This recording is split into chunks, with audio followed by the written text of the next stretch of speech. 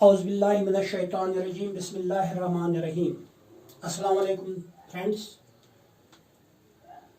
आज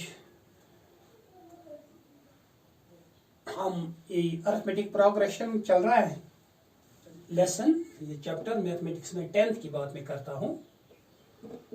तो वही जो हमने nth टर्म पढ़ा था, इसमें nth term of an arithmetical progression, उसी से रिलेटेड क्वेश्चन हम करते हैं। तो आज का क्वेश्चन जो है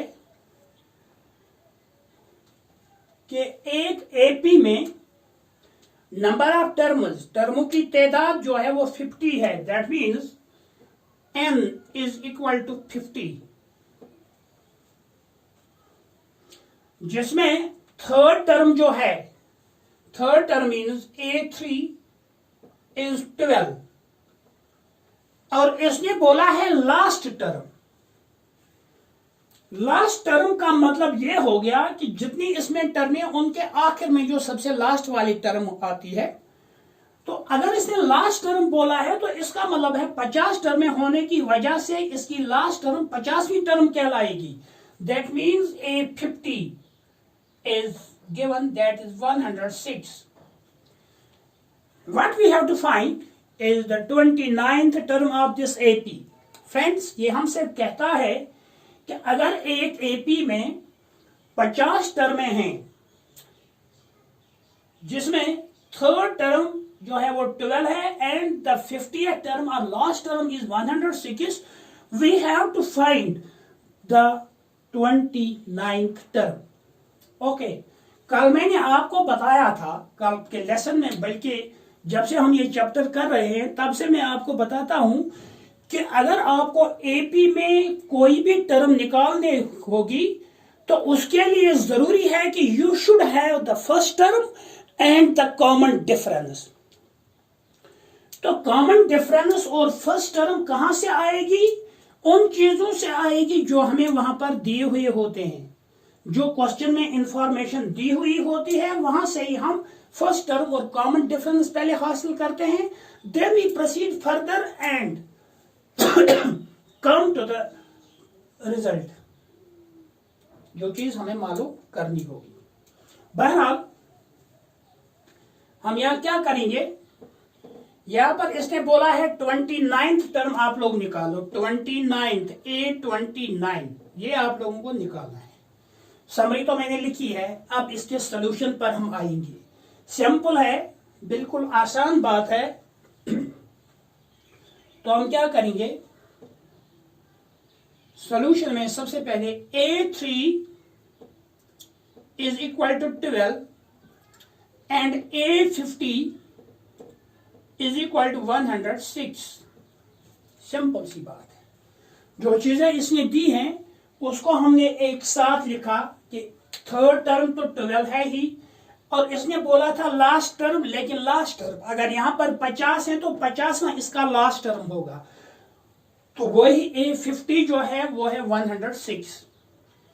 और अब थोड़ा इसको एलेबरेट करके लिखेंगे। A3 के बदले में लिखूंगा A plus 3 minus 1 into D is equal to 12, and A50 के बदले में लिखूंगा A plus 50 minus 1 into D is equal to 106। थोड़ा सा सिंप्लीफिकेशन में क्या मिलेगा, शाबाश। A plus 3 minus 1 is 2D is equal to 12, and A plus 50 में से 1 तो 49D इज इक्वल टू 106। इसको मैं मार्क करूंगा फर्स्ट इक्वेशन, इसको सेकंड इक्वेशन करूंगा। और जैसे आपने pairs of linear equation, simultaneous linear equation में आप लोगों ने देखा था, वहां पर दो इक्वेशन होती थी, दो वेरिएबल्स में लीनियर इक्वेशन, और हम इनको 2-3 तरीकों से सॉल्व करते थे, सॉल्यूशन उनका ढूंढते थे। एक था एलिमिनेशन मेथड, एक था सब्स्टिट्यूशन मेथड, एक था क्रॉस मल्टीप्लिकेशन मेथड, एक और मेथड भी है रेशो मेथड, लेकिन वो इस किताब में नहीं है, इसके स्कोप से बाहर भी हो सकता है। एनीवे, यहां पर हम उसी तरीके से चाहे एलिमिनेशन मेथड चाहे सब्स्टिट्यूशन मेथड से एक को खत्म करके एक वेरिएबल को, ताकि हमें दूसरे का न्यूमेरिकल वैल्यू मालूम पड़े। तो हम यहां पर सब्ट्रैक्शन करेंगे, सब्ट्रैक्टिंग, ये अगर माइनस बनेगा ये भी, फिर माइनस ये भी, ये और ये खत्म। फिर 49 में से 2 निकलेगा, माइनस आएगा क्योंकि 49 तो माइनस है। 49 में से 2 तो वो आएगा 47D is equal to 106. This is 12 plus 12 minus 106. You will get minus 94. थोड़ा सा यहां पर तो D हमें मिल सकता है minus 94 divided by minus 47, that is 2. किसी में भी सब्स्टिट्यूट करेंगे तो हमें एक या दो इक्वेशनों में से किसी भी इक्वेशन में अगर हम D का वैल्यू सब्स्टिट्यूट करेंगे तो वी विल गेट A। तो प्रेफरेबली यानी थोड़ा सा कन्वीनियंस के लिए क्या करना चाहिए कि जिस इक्वेशन में न्यूमेरिकल कोएफिशिएंट्स छोटे होंगे उसी में सब्स्टिट्यूशन करना चाहिए, ताकि आप लोग हेक्टिक कैलकुलेशन से बच जाओ। हेक्टिक कैलकुलेशन का मतलब हो गया, अगर बड़े वहां पर कोएफिशिएंट्स हैं तो वहां पर आपको बड़े अद्दों का हिसाब करना पड़ेगा। If the coefficients are comparably small then there is a bit of convenience for you. तो यहां पर देखिए, पहली इक्वेशन में D का कोएफिशिएंट 2 है, दूसरी में तो 49 है, इसलिए हम प्रेफरेबली इस पहली इक्वेशन, हालांकि ये कोई प्रेस्क्राइब्ड रूल नहीं है, माइंडेड, ये कोई प्रेस्क्राइब्ड रूल नहीं है, लेकिन अपनी कन्वीनियंस के लिए हम ऐसा करते हैं। तो सब्स्टिट्यूटिंग इन फर्स्ट इक्वेशन है A plus 2D is equal to 12। A plus 2 into D के बदले में 2 सब्स्टिट्यूट करूंगा, is equal to 12। A plus 4 is equal to 12। तो A हमें मिल सकता है 12 माइनस 4 इज इक्वल टू 8। अब A भी हमारे पास है, D भी हमारे पास है, तो अगर हम थोड़ा सा हटकर ये भी बताएंगे, whenever we want to get some finished goods we use raw materials।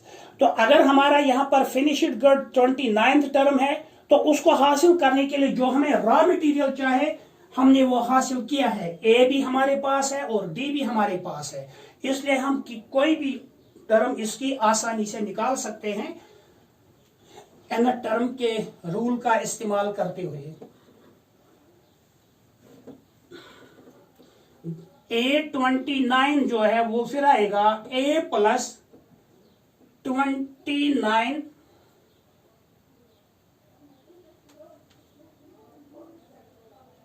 Minus 1 into D।